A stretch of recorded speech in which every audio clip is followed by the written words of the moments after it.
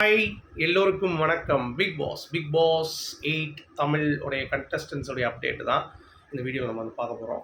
So வீடியோக்குள்ள போகிறதுக்கு முன்னாடி நம்ம சேனல் புதுசாக இருந்தீங்க அப்படின்னா கண்டிப்பாக சப்ஸ்கிரைப் பண்ணுங்கள், வீடியோ மறக்காமல் ஒரு லைக் பண்ணுங்கள். இப்போ நம்ம வீடியோக்குள்ளே கண்டிப்பாக போகலாம். ஸோ நான் ஏற்கனவே கேட்டிருந்த மாதிரி நம்ம சேனல் அடுத்த கட்ட நகர்வுகளுக்கு குவாலிட்டி வீடியோஸ் பண்ணுறதுக்கு ஒரு ஆஃபீஸ் செட்டப் வந்து பிளான் பண்ணிகிட்ருக்கோம். ப்ளஸ் இந்த ஷார்ட் ஃபிலிம் வந்து பார்த்திங்கன்னா அடுத்த கட்டத்து நகர்வுகளுக்கு என்னுடைய சேனல் ப்ளஸ் என்னுடைய பர்சனலுக்கு லைஃப்க்கு அடுத்த லெவலுக்கு போகிறதுக்கான ஒரு பேட்டர்னில் நான் வந்து பண்ணிகிட்ருக்கேன். ஸோ உங்களால் முடிந்த உதவிகள் ஏதாவது செய்யணும்னு நினச்சிங்க அப்படின்னா கீழே கொடுக்கப்பட்டுள்ள டிஸ்கிரிப்ஷனில் நம்மளுடைய ஜிபே ஐடி அக்கௌண்ட் நம்பர் இருக்குது. உங்களால் முடிந்த தொகையை நீங்கள் கொடுக்கலாம். கட்டாயம் கிடையாது, பட் ஹெல்ப் பண்ணணும்னு நினச்சிங்க அப்படின்னா கண்டிப்பாக அடுத்த கட்டத்துக்கு நகரணும் அப்படின்னா கண்டிப்பாக நீங்கள் செய்யலாம். ஸோ இப்போ நம்ம பிக் பாஸ் கண்டஸ்டன்ஸ் பற்றி அப்டேட் போகலாம். ஓகே, ஸோ ஃபஸ்ட் அப்டேட் வந்து பார்த்தீங்க அப்படின்னா நம்ம ஏற்கனவே சொன்ன மாதிரி பிக் பாஸ் கொண்டாட்டத்தோடைய 2வது பார்ட். ஏன்டா நம்ம கொண்டாட்டமே மொக்க இதில் 2 பார்ட் வரையா அப்படின்ற மாதிரி டிஆர்பி வேணும்லப்பா அப்படின்ற மாதிரி 2 ப்ரோமோ ரிலீஸ் ஆகிருக்கு. அதில் இந்த வாரம் வந்து நாங்கள் பிக் பாஸ் கொண்டாட்டம் பார்க்குற அளவுக்கு ஒன்று இருக்குது அப்படின்ற மாதிரி ஒரு விஷயம் இருக்குது. ஸோ அதை பற்றி பேச போகிறோம். அடுத்து முத்துக்குமரன் அவருடைய ஹோம் டூர் பயங்கர ஃபன்னாக போயிருக்கு. என்னென்னு பார்ப்போம். தீபக் முத்து, ஜாக்லின் முத்து, இந்த மாதிரி ஏகப்பட்ட விஷயங்கள் நடந்திருக்கு. அதை பற்றி பேச போகிறோம். அடுத்து விஷால் பெரம்பலூர் அப்படியே அதிர்ந்துச்சுரா அப்படின்ற மாதிரி ஒரு நடந்திருக்கு.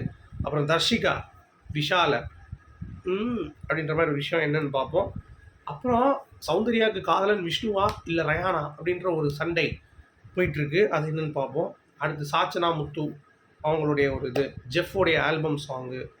அப்புறம் வந்து ஒரு மிகப்பெரிய ஒரு மெர்ஜர் நடந்திருக்கு. இப்போ இனிமேல் பிக் பாஸ் உருட்டுருமா, நல்லா பண்ணுவாங்களா, விஜய் டிவி ஆர்டிஸ்ட் வருவாங்களா அப்படின்ற எல்லா கேள்வியும்கான விடை. பிக் பாஸ் அல்டிமேட் பற்றி மீண்டும் மீண்டும் விஜய் டிவி ஜாக்லினை பிடிக்கல அப்படிங்கிறது தெளிவாக தெரியுது. ஏன்டா திருப்பி அசிங்கப்படுத்திட்டு இருக்கீங்க அப்படின்ற மாதிரி ஒரு விஷயம் நடந்திருக்கு. ஸோ இதெல்லாம் பற்றி நம்ம இந்த வீடியோ டிஸ்கஸ் பண்ண போகிறோம். ஓகேவா? ஸோ இப்போ நம்ம வீடியோக்குள்ளே போகலாம். ஸோ ஃபஸ்ட்டு டாபிக் வந்து பார்த்தீங்கன்னா பிக் பாஸ் கொண்டாடக்கூடிய ஒரு 2 ப்ரோமோ. முதல் ப்ரோமோ வந்து பார்த்தீங்கன்னா ரஞ்சித் அவர்கள் அவருடைய மனைவி பிரியா ராமன் கிட்ட அப்படியே ஒரு ரொமான்ஸ் பண்ணுற மாதிரி அந்த எவிக்ஷனப்போ ஒரு விஷயம் பண்ணியிருப்பார்ல, அப்படி வந்து பார்க்குறது இதெல்லாம். ஸோ ரஞ்சித் அவர்கள் wasted this Bigg Boss opportunity அப்படிங்கிறதை தாண்டி அவர் வந்து ஒரு இம்பாக்ட் கிரியேட் பண்ணிட்டு போயிட்டாருப்பா. ஏதோ ஒன்று வந்தார், ஏதோ சேஃப்டியை மாட்டு போயிட்டார். பட் அந்த லாஸ்ட் எவிக்ஷன் ஆனது பயங்கர ட்ரெண்ட் ஆச்சு. அது பேஸ் பண்ணி அவர் அங்கே ஒரு விஷயம் பண்ணுறாரு. அப்போ எல்லோரும் வந்து அப்படி ரசிக்கிறாங்க. 35 வருஷம் கொடுக்குறாங்க அவருக்கு. ஸோ இதெல்லாம் ஒரு ப்ரோமோ போட்டிருந்தாங்க. அடுத்து இந்த மஞ்சள் சாரி கட்டி நம்ம சுனிதாவும் சௌந்தர்யம் ஆடுற மாதிரி ஜாக் முத்துவோடைய எதுவுமே இல்லைன்றாங்க. அது ஒரு போர்ஷனாக வச்சுருக்காங்கடா. இங்கே எவன்டா அரங்கில் இருந்தவங்க பார்த்தான், அவன் அரங்கில் இருந்தால் தானே பார்த்துருப்பேன் அப்படின்ற மாதிரி வந்துட்டு அங்கே ஒரு அரங்கில் நான் பார்த்தேன் அப்படின்னு சொல்லிட்டு ஒருத்தர் உருட்டுவாங்க ஸ்பேஸில் போட்டு. நான் இங்கே வந்து வந்தேன், அங்கே வந்தேன், இங்கே அதில் ஒரு 1-2 தான் எங்கெங்கேயோ கேட்டு சொல்லிடுவாங்க போல தெரியுது. மிச்சம் எல்லாம் வந்து உருட்டு தான். அது மாதிரி ஜாக் முத்து இல்லைன்ட்டாங்க, தீபக் முத்து இல்லைன்ட்டாங்க, எல்லாமே இருக்குடா. என்ன நடந்திருக்கு அப்படின்னு பார்த்தீங்கன்னா ஜாக் வந்து அப்படி நிற்க வினதானி வருவாயா த்ரிஷா மாதிரி, இவர் என்னவோ சிம்பு மாதிரி வந்து பார்த்தீங்கன்னா அப்படியே வந்து ப்ரப்போஸ் பண்ணேன். அப்படி ஒரு க்யூட்டான ஒரு மொமெண்ட்டு தான். ஸோ அது ரொம்ப நல்லா இருந்தது, யதார்த்தமாக இருந்தது. அவர் வந்து அப்படியே லவ் பண்ணுற காலில் விழுந்தார். அப்படியே உடனே அம்மா பைக் வாங்கியிருக்கேன் பிக் பாஸில் அப்படியே வரியாமல் போகலாம் அப்படின்னோடனே அந்த பைக்கில் அப்படி ஏறி போகிறதாகவும் 2 பேரும் சேர்ந்து டான்ஸ் ஆடுறதும் நல்ல ஒரு க்யூட்டான ஒரு மூமெண்ட்டு ஜென்ரேட் ஆகிருக்கு. That is very very good. அது மட்டும் இல்லாமல் தீபக் அண்ட் முத்து அவங்க 2 பேரும் பாண்டு, ஐயோ அம்மாடி மெய்யழகன் படம் பார்க்குறது என்ன, பார்த்துட்டு அங்கே முத்தங்கள் புரியுறாங்களோ இல்லை, இங்கே முத்தங்கள் புரியுறது. ப்ளஸ் முத்துக்குமரன் உள்ள ஒரு தலானி எழுதி வச்சுருந்தார்ல, அதையே வந்து தீபக் வந்து எங்கேயோ வந்து பார்த்துட்டு அதை வந்து எடுத்துகிட்டு வந்து முத்துக்குமரன் கொடுத்துட்டு, முத்துக்குமரன் வந்து அவருடைய பெண்ணை வந்து பார்த்தீங்கன்னா நம்ம தீபக்கோடைய பையன்கிட்ட கொடுக்குறதா இருக்கட்டும், அவருக்கு வந்து ஒரு கோப்பை வந்துச்சுல, அதாவது ஒரிஜினல் இல்லை டூப்ளிகேட் கோப்பை, அதை எடுத்துகிட்டு போய் மஞ்சரி கொடுத்துட்டாரு. ஆனந்திக்கு ஒரு விஷயம் கொடுத்துருக்காரு. அந்த மாதிரி எல்லாமே முத்துக்குமரன் வந்து பார்த்திங்கன்னா ஒரு திறந்த புத்தகமாகவே வந்து பார்த்திங்கன்னா இருக்கேன் அப்படிங்கிறது பார்க்க முடியுது. அவருடைய ஹோம் டூர் அதை வந்து கண்டிப்பாக டிஸ்கிரைப் பண்ணுது. அவன் எப்படிப்பட்ட ஒரு எளிமையான மனிதன், எந்த அளவுக்கு ஸ்பான்சர்ஷிப் அவனுக்கு ஹெல்ப் பண்ணியிருக்கு, எந்த அளவுக்கு அவனுக்கு வந்து பார்த்திங்கன்னா மக்கள் சப்போர்ட் பண்ணியிருக்காங்க அப்படின்றது அவனுடைய வீடு நீங்கள் பார்த்தீங்கனாலே தெரிஞ்சிடும். அவர் வீடு வந்து ஒரு ஸ்டூடியோ, அந்த ஸ்டூடியோவில் வந்து எல்லாம் காசு போட்டு வந்து ஷூட் பண்ணிகிட்டு இருப்பாங்க. அப்போ அவர் வந்து ஒரு அந்த ஸ்டூடியோக்கு பின்னாடி அந்த க்ரீன் ஸ்க்ரீன் எடுத்து ஒரு சின்ன போர்ஷனில் தான் வந்து அவர் இருக்கார் அப்படின்றதை பார்க்க முடியுது. அவருக்கு இருக்க செட்டு அந்த ஒரு 4-5 ட்ரெஸ்ஸு 10 ட்ரெஸ்ஸு மொத்தமே அவ்வளோதான் இருக்கும். அதில் ஒரு குவாலிட்டியாக ஒரு 4-5 ட்ரெஸ் எடுத்து வச்சுருக்காரு. அவ்வளோதான். அதை தான் எங்கேனாலும் ஃபங்க்ஷன் போட்டு போ அப்படின்ற மாதிரி அவர் சொல்லிட்டு அந்த விதம், அவர் எல்லாத்துக்கும் கொடுக்கக்கூடிய அந்த மரியாதை, க்ரூமிங் செட்டு, மேக்கப் செட்டு, அதை பற்றி பேசின விதம், அவருடைய அந்த டூரை பற்றி, அந்த ஹோம் எப்படி இருந்தது, என்ன மாதிரி கன்ஸ்ட்ரக்ட் பண்ண போகிறோம், அவருடைய வீட்டுடைய டூர், இந்த மாதிரி ஏகப்பட்ட விஷயங்களை அள்ளி தெளிச்சிருக்கேன் மனுஷன் முத்துக்குமரன். நீங்கள் பாருங்கள், நான் ஓப்பனாக சொல்கிறேன், நீங்கள் முத்துக்குமரன் ஹேட்டராக இருந்தீங்கன்னா அந்த ஹோம் டூர் பார்த்தீங்க அப்படின்னா நீங்கள் அவங்க என்ன லவ் பண்ணிடுவீங்க. ஏன்னா அந்த அளவுக்கு அவன் ரொம்ப பியூட்டிஃபுல்லாக வந்து பார்த்தீங்கன்னா பேசியிருப்பாப்பு. அதாவது நமக்கு வந்து ஒரு சலிப்பே தெரியாது. பையன் வந்து என்னடா பிடிச்சிட்டானே, இல்லை மக்களுடைய பல்ஸை பிடிச்சிட்டானே அப்படின்ற மாதிரி தான் இருக்குது. சூப்பர், எனக்கு ரொம்ப பிடிச்சிருந்துச்சு. அடுத்து ஆரி தீபக், இவங்க 2 பேரும் ஐயோ இன்னைக்கு அது அப்படின்ற மாதிரி. ஆக்சுவலாக யோகா 2 பேரும் வந்து ரொம்ப கான்ஷியஸுங்கிறது அவங்களுக்கு தெரியும். ஸோ ஆரியோடைய பர்த்டே வந்து கொண்டாடிருக்காங்க. அப்போ தீபக் வந்துட்டு பேசி ஆரி நல்ல ஒரு மனிதர் அந்த மாதிரி சொல்லிட்டு அவர் டைட்டில் வேணும்னு தீபக் பற்றி ஆரி 2 வாரத்தை பேசினார், செம்மையாக பேசினார். அதாவது தீபக் வந்து பவுன்ஸ் பேக் ஆகிறான்னு தெரியல, 2 வாரம் பார்த்துட்டு ரொம்ப டவுன் ஆகிட்டாரு, நாங்கள் பயந்துட்டு இருந்தோம். அதுக்கடுத்து பவுன்ஸ் பேக் ஆகி ஒரு விஷயம் பண்ணார்.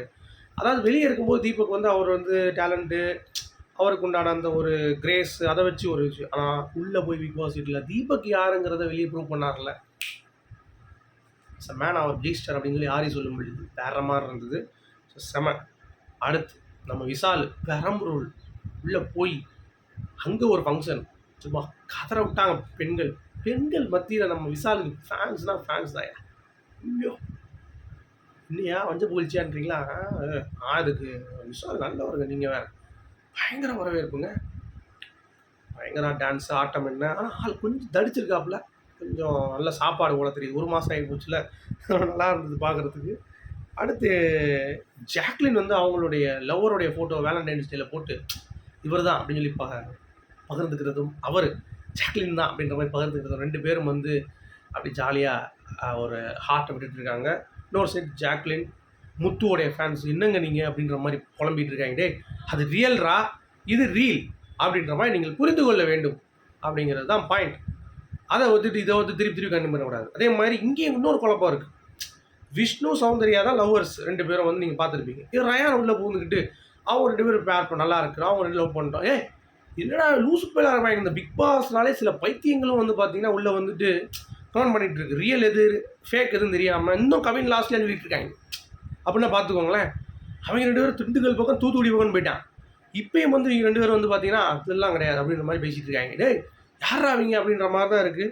நீங்கள் திருந்தவே மாட்டாங்க அப்படின்ற மாதிரி. ஏன்னா விஷ்ணு வேலண்டைன்ஸ் டே கிடையாதான், இன்றைக்கி ரயானுக்கும் சௌந்தர்யாவுக்கு தான் வேலண்டைன்ஸ் டேவான். இது இந்த சிங்கமுத்து காமெடி மாதிரி இருக்குது.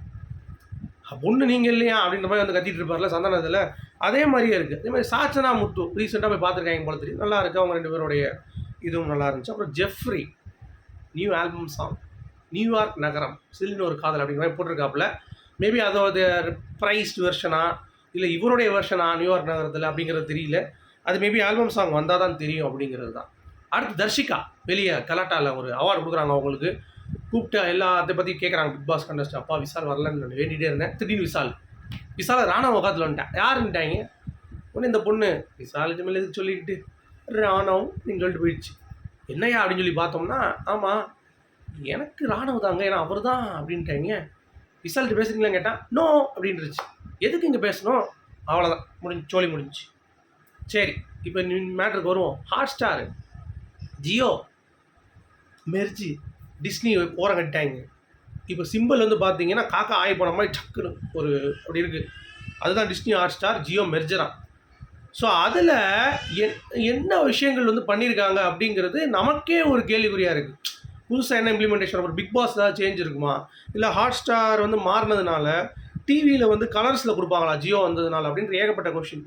பிக் பாஸ் ஃபார்முலேட் பண்ணுறதுக்கு, அதாவது பிக் பாஸ்னால் கலர்ஸ் அப்படின்ற மாதிரி கொண்டு வர்றதுக்கு பண்ணுறதுக்கு வாய்ப்பு இருக்குது. அப்படி கொடுத்தாங்கன்னா விஜய் டிவி காலி இல்லையா, கண்டிப்பாக கலர்ஸ் டிவி உள்ளே வந்துடும்.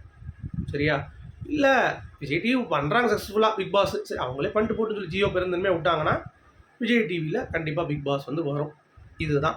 பட் ஹாட் ஸ்டாரு அப்படியே இருக்குது. டிஸ்னியை தூக்கிட்டாங்க. டிஸ்னி இப்போ ஜியோ வாங்கிட்டாப்புல, முடிஞ்சு போச்சு. அப்போ பிபி அல்டிமேட் இருக்குமான்னு கேட்டிங்கன்னா சான்சஸ் இருக்குது. ஸோ அதுக்கு இன்னும் நீங்கள் வந்து ஒரு மார்ச் மாதம் வரைக்கும் பொறுக்கணும். சரியா? வெயிட் பண்ணுங்கள், நான் கண்டிப்பாக வந்து சொல்கிறேன். அடுத்து விஜய் டிவி பழக்கம் போல் ஜாக்லின் இன்சல்ட் பண்ணுறது அவங்களுக்கு பொழப்பாகவே வச்சுருக்காங்கல்ல. என்னென்னா அறந்தாங்கி நிசாவும் புகழும், நம்ம அரங்காங்கி நிசா தான் வந்து ஓடி வர்ற மாதிரி ஜாக்லின் ஓடி வந்து பெட்டி விட்டாங்களா, அந்த இதை ரீக்ரியேட் பண்ணி முத்து தான் நம்ம புகழ்.